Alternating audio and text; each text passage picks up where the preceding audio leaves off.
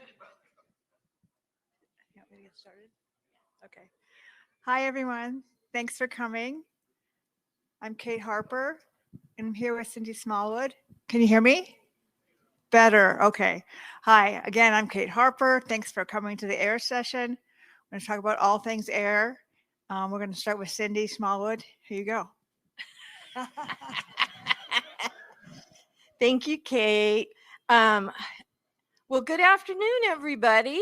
Are y'all awake and feeling good and ready to go? And awesome, you got your desserts. Where's mine? Okay, I'm Cindy Smallwood. I'm the environmental director for the Hamline Indian Village of California. And I'm so glad that you're all here today. We have some information from the RTOC Air Workgroup. So I have a question. How many of you normally attend the Air Workgroup meetings? Okay, so we have a lot of new visitors. So I'm hoping that you will join the group. That will be awesome. Because we're trying to get more people to join the group on a regular basis. You do not have to have an air program to be part of this air work group. This group gives tons of information on air programs and air funding and training and so on and so forth. I'm going to start out by giving you an update and some background on the National Tribal Air Association. I am the Region 9 representative to the NTAA. Lisa Gover is the alternate. Is Lisa here? What? Many of you know Lisa. She's the environmental director for Gila River Indian tribe, Indian community, sorry. So who is not familiar with the National Tribal Air Association? Let me ask that first. All right.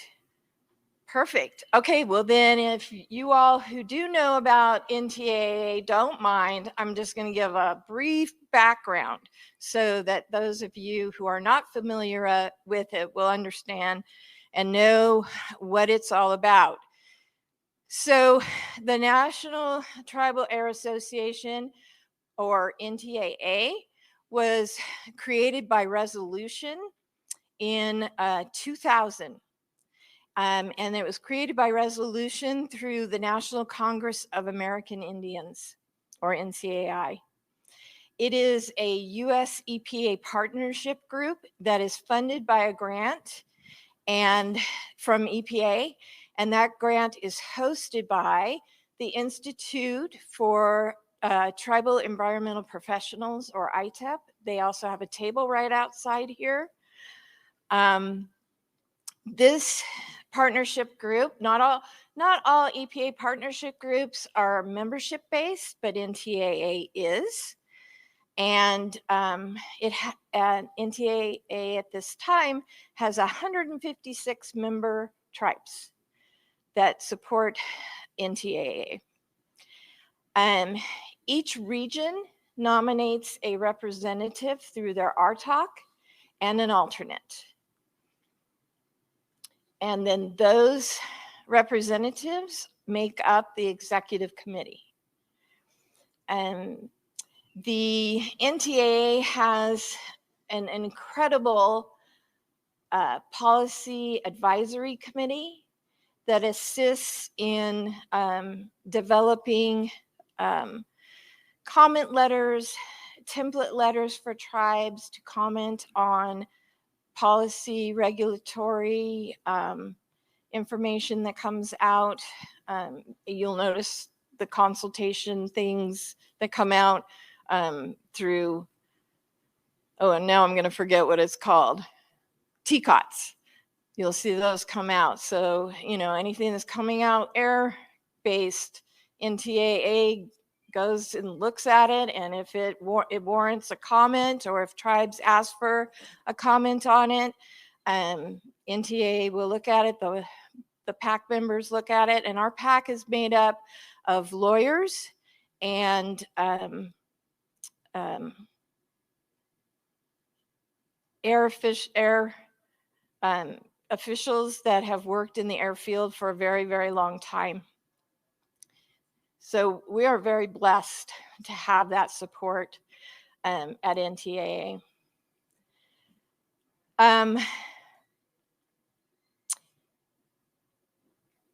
NTAA also hosts an annual conference called the National Tribal Forum on Air Quality.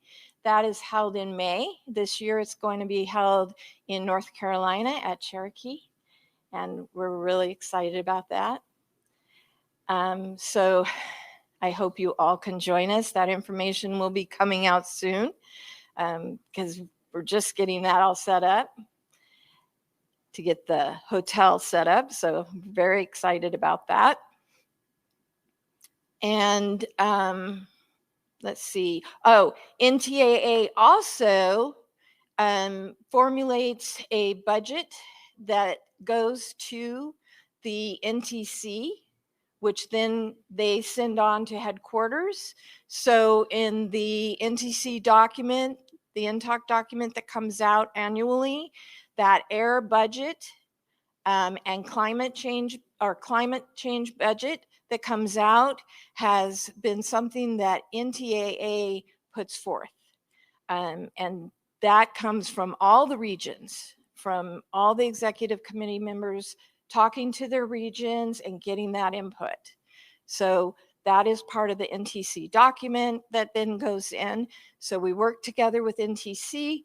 The NTAA also meets with all the air headquarters divisions twice a year.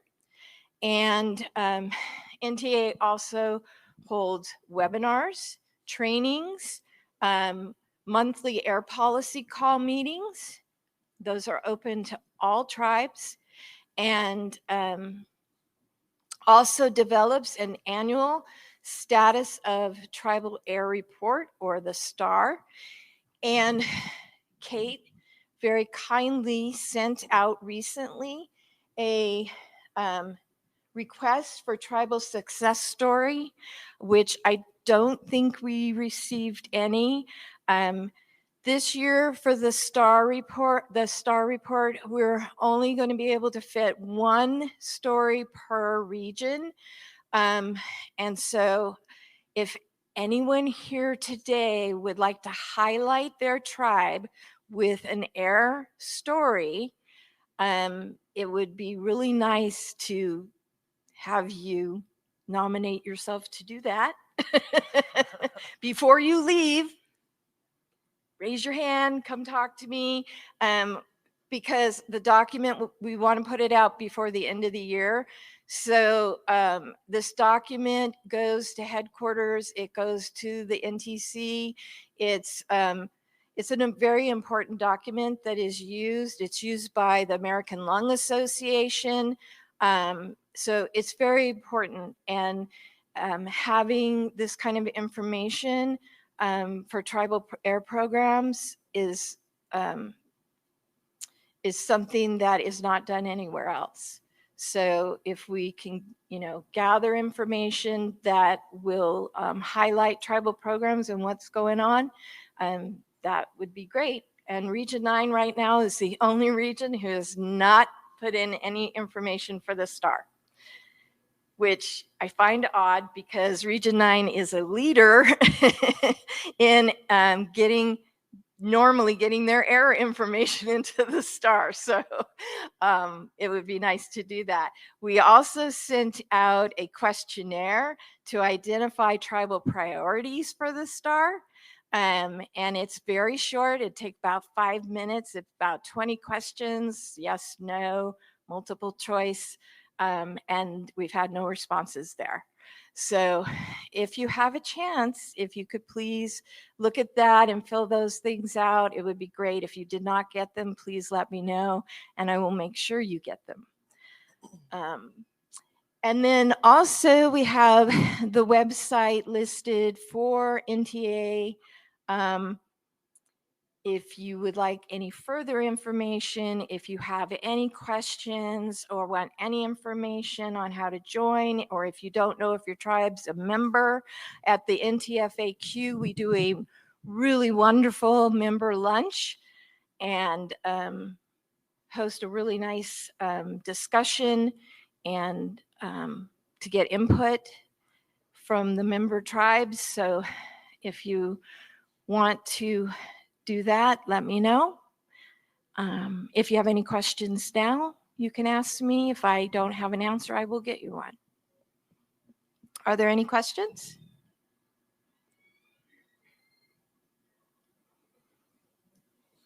Okay. Well, then I'm going to turn you over to Kate.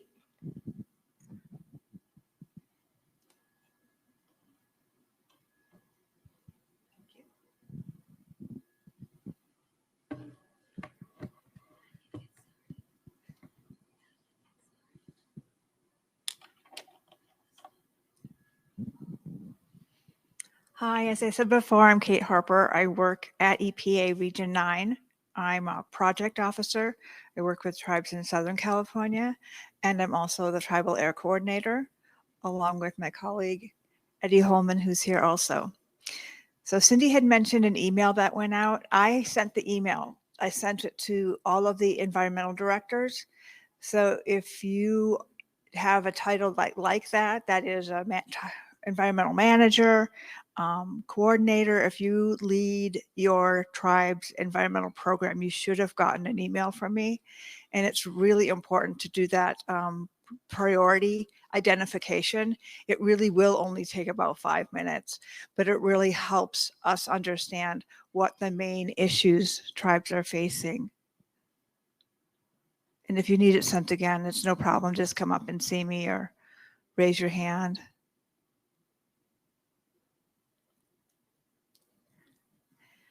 So now I want to move on to some EPA updates. The main funding opportunities that we're dealing with right now, we are planning, as we always do in November, we will send out a proposal, a request for proposals for the Clean Air Act sections 103 and sections 105. It will come in one document, the 103 and 105. We asked the information comes together. That goes out to the directors and it will also go out to your chair. So if things have changed, you need to update anything, let me know. So we make sure that you get that information. Another funding opportunity I want to talk about is CPRG, the Climate Pollutant Reduction Grant. And I'm sure some of you have heard plenty about this, but maybe some of you haven't. It's a planning grant initially. It's a 2-part grant. We have over 50 tribes right now that are under the planning grant portion, but that leaves a lot of tribes not involved in this grant. If you want to get involved, we have states you can partner with. I know tribes who are doing this are well on their way to get the deliverables done. They're due this spring, but you still have the opportunity of partnering with the state, and that would make you eligible to apply individually for the implementation portion of the grant. So if you have questions about that, please, you can raise your hand now. You can talk to me afterwards. We can talk about it. I've got contacts for each of the states who are interested and hopeful to hear from tribes. That's part of their program. And I think many of you are aware there's been a lot of funding under IRA, under the, I've got to actually, Could we open that? Yeah, the White House Clean Energy page. So the information, let's see, it's kind of tricky with my glasses. So what this is shows a list of all the grant funding opportunities. It goes on and on. The point isn't for us to go through all of them. The point is for you to be aware this is a resource. If you're looking for something specific, you can identify that. If you want to just see what's out there, you can go through this. I think there's 84 pages of funding opportunities under the Inflation Reduction Act, or IRA. I just want everyone to be aware of it. It's a really busy time right now for funding opportunities, and I don't want anyone to miss out.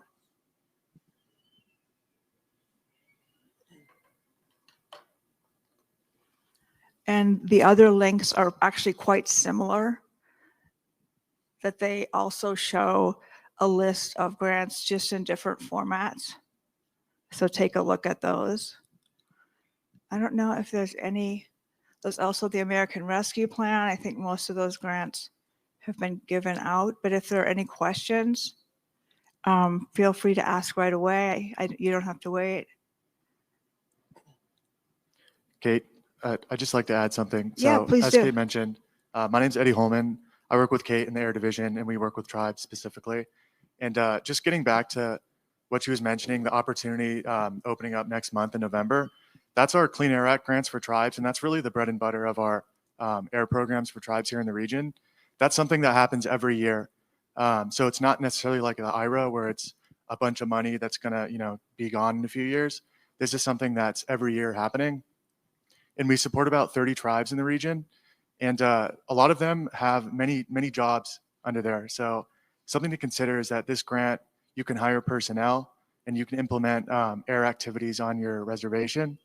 And it's really tailored to what the needs of your tribe are, or what the needs you have on your community. And we have a wide range of some programs with, many staff down to one person. So that, like I was mentioning, it's really adaptable. I don't know if anyone was in Mansell's session earlier.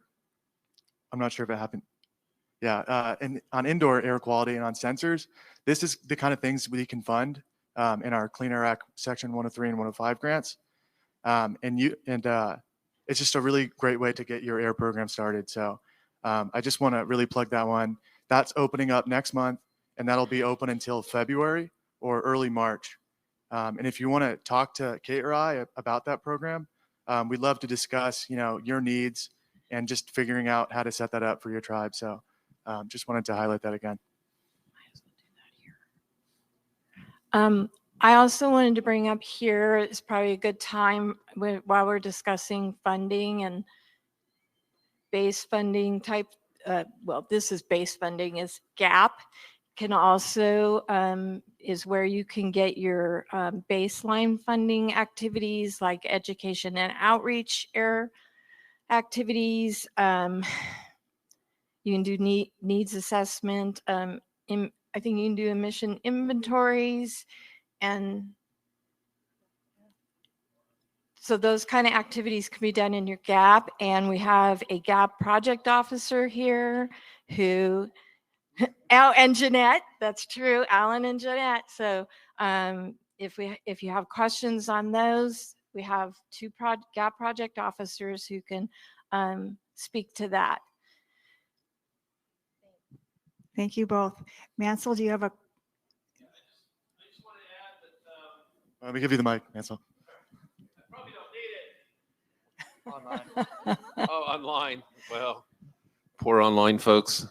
I just wanted to add that at ITEP we have technical assistance for things like emissions inventories, co-ops, and that kind of stuff. So if you're getting into that, you can contact any of us at ITEP, but I'm certainly one option. I can direct traffic, but we have folks to help you out with technical assistance, and we have online trainings for some of these things and stuff. So I just wanted to let you know that when you're ready to do it, we're ready to help. Thank you, Mansell. And our next topic will be training, so we'll get some more detail on that. But before we go there, I wanted to thank both Cindy and Eddie about the work that happens with the Clean Air Act funding and also with the GAP funding. And what Eddie and I have the advantage of, for us, last year we got an additional 20% of funding. And I hear from tribes saying, well, we're not going to apply for an air program because there's not enough funding. We won't get funded. But I just want to say, last year we were able to fund new applicants who hadn't been funded before. And we're going to encourage people to put in a request for a proposal and put in that proposal. And we do have additional funding. We anticipate that 20% to be here year over year. So that's a kind of a special thing for us because we have seen it be pretty stagnant. Are there any questions about what we've covered so far?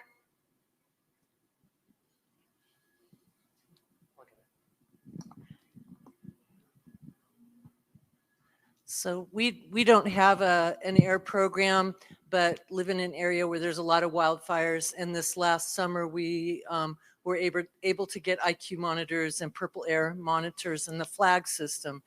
But we have such an extensive water program and very limited personnel. So I was hoping that you could give me a spiel as to why I should start an air program. Well, I think what you started the conversation with, which is you have been heavily impacted by wildfire smoke. That already tells us that you're dealing with air issues. And I think there's a lot of value in understanding what those issues are and how your community can take steps to be safer during a wildfire event. Whether it's looking at ITAP's program that EPA worked with them on the after a fire training, or getting funding for sensors. Again, that Mansell's session talked about the value of these sensors that can be put up pretty readily at a fairly low cost to begin an air program. It can help people know, is it safe to go outside? Should elderly and young people be inside today? Should we be putting up in air filters? How can we get air filters? Are there ways we can make them? So that's the kind of thing that we would encourage you to do. And we have been pushing for having one of the ways that we identify areas that need support is non-attainment. And we've been pushing to have places that have wildfire smoke, because they're certainly in non-attainment during an event. So that's something that Region 9 is pushing, because so many of us here in the region have been impacted by smoke. Who has smelled smoke in the last 2 years? You smelled smoke? Okay, well, you've been impacted by wildfire smoke.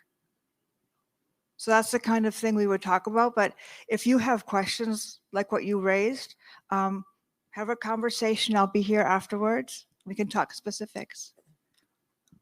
And just quickly to add, I think it's the capacity. This is funding that will come year after year. And so you could hire, an air technician or someone that could really focus on those areas. Because I'm sure your staff is already, busy with their responsibilities. So this could be, a job for someone in the community, and that could be their area of focus. I just wanted to add, I think when I walked in, I heard you talking about indoor air quality, right? Yeah, Yes, so yes. I just want to add that I can guarantee you that many of your tribal members need help in their indoor quality. I mean, it's just a fact. Mm-hmm. And I can tell you that even without being in your community. So I go to a lot of communities. I go into a lot of schools and homes, and we need a lot of work done on the indoors. So even if you're not going to do a lot outdoors, which I encourage that too, but you can have a program that really helps your tribal members with their indoor air quality. And that, by the way, is where you get your biggest, and I'm a little biased here, but this is where you get your biggest benefits for improving the health of your community, is by addressing indoor air quality.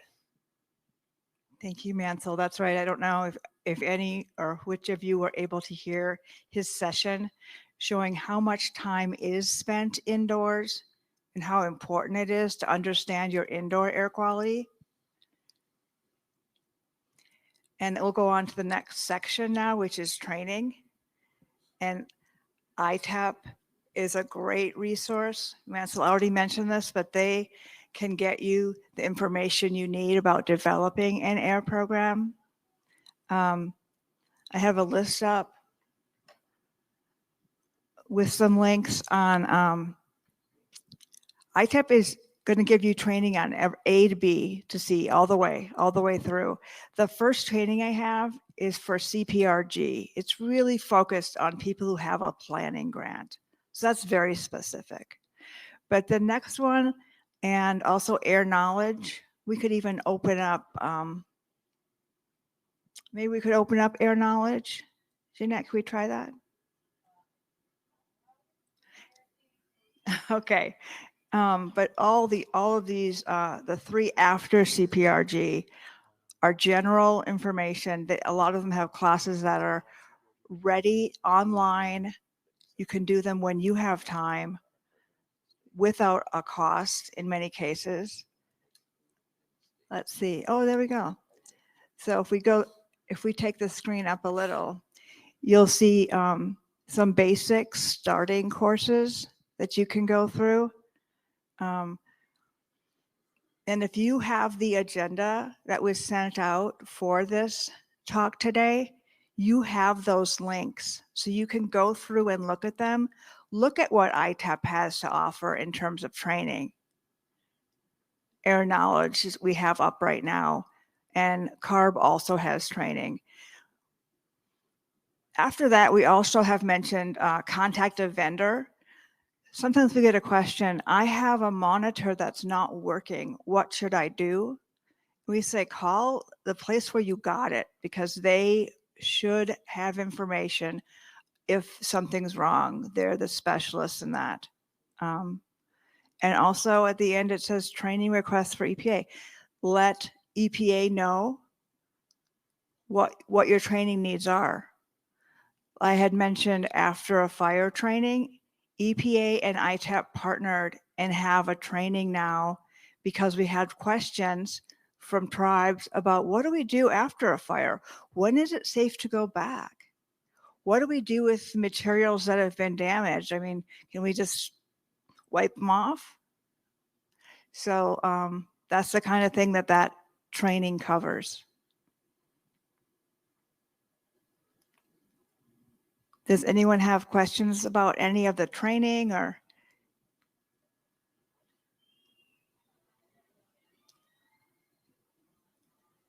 I think it's really great that now, I think a lot of it happened with COVID, that you can just go online, find a training, and take the training when you need to,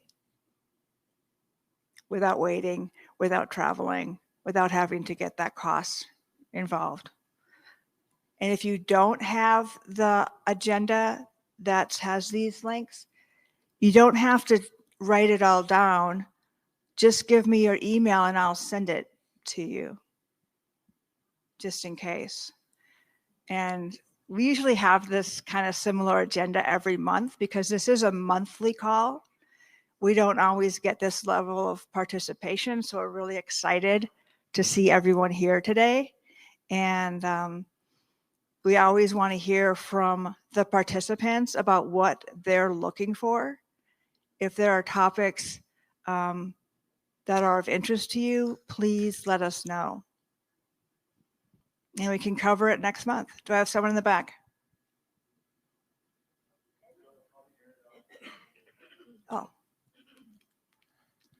Hi, Kate. Could either you or Cindy, since there's a lot of new people here, can you highlight ITEP's air quality grants training and when's the next session? Because that was a really good course. And so I think a lot of the new people here should hear a lot more about that specific course because I attended the one last summer and I've seen a lot of people just take off with that one. So. Great. Do we have Meredad in the back?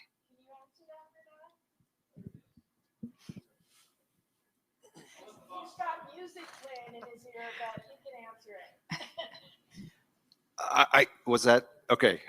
So the grants training that we have is specific to air programs. We offer it once a year. We've already held it once this year. So the next time it'll be offered is to be determined. But yeah, we're doing that regularly on an annual basis. And if you missed it and you want information about what's in that training, we're happy to provide it. And but yeah, we had it at Raleigh Durham this year, and next year it'll probably be somewhere else.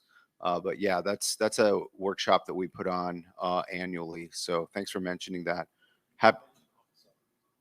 Oh yeah, and thank you, Mansell. We also have a monthly open call we call office hours for tribes that are interested in grant management issues.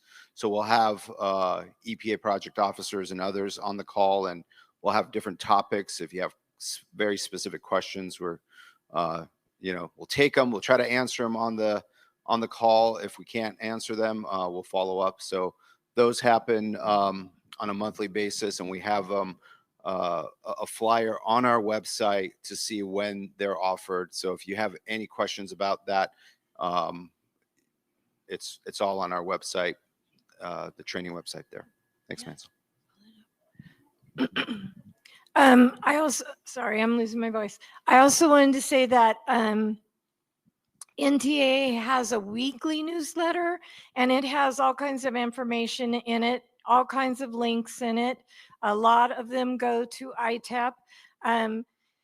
NTA has a wood smoke work group, the air policy calls, and we have now moved the indoor air work group is now under Mansell. And so the link for that is now, it's in the newsletter. If you're not getting the newsletter and you would like it, let me know, and we will get you on that list. Thank you, ITEP. Oh, we have a question in the back. I just wanted to say thank you, ITEP, for that information. And we did just put it up on the screen. And this is one of the links you have in your agenda. You can see a list of courses if we bring it up. And see what's coming up. And there's a question in the back. More like a comment that along those lines of ITEP and the trainings, I brought this up at the last Air Forum in that last year in Oklahoma, they asked people what they want to see out of ITEP trainings, and I think maybe 4 people attended the session. But one of the biggest things was that it would be really beneficial for a lot of tribes if EPA and ITEP work together to create training to help train.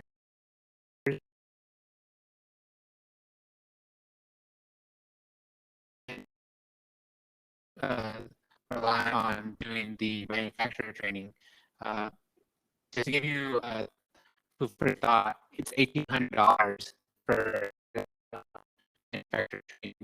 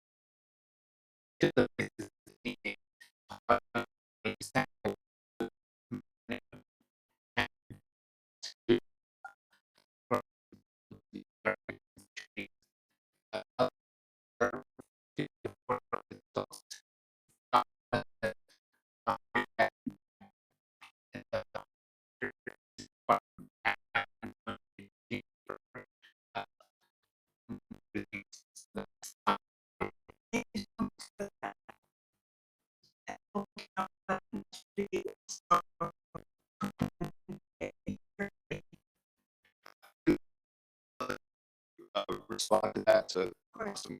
Thank you. We do have one training right now that is what we call fundamentals of air monitoring, and it does touch on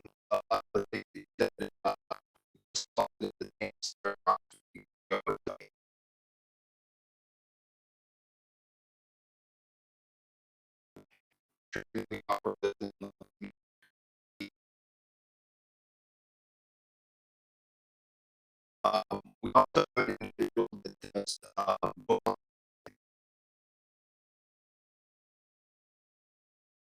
the challenges that try to have systems no longer than different because the to work with specific to your program in one work. So that's where the one-on-one technical assistance comes in handy. And just like the grants management office hours, we also have a air monitoring office hours on a monthly basis. So again, just let it know if, those things aren't quite hitting the mark.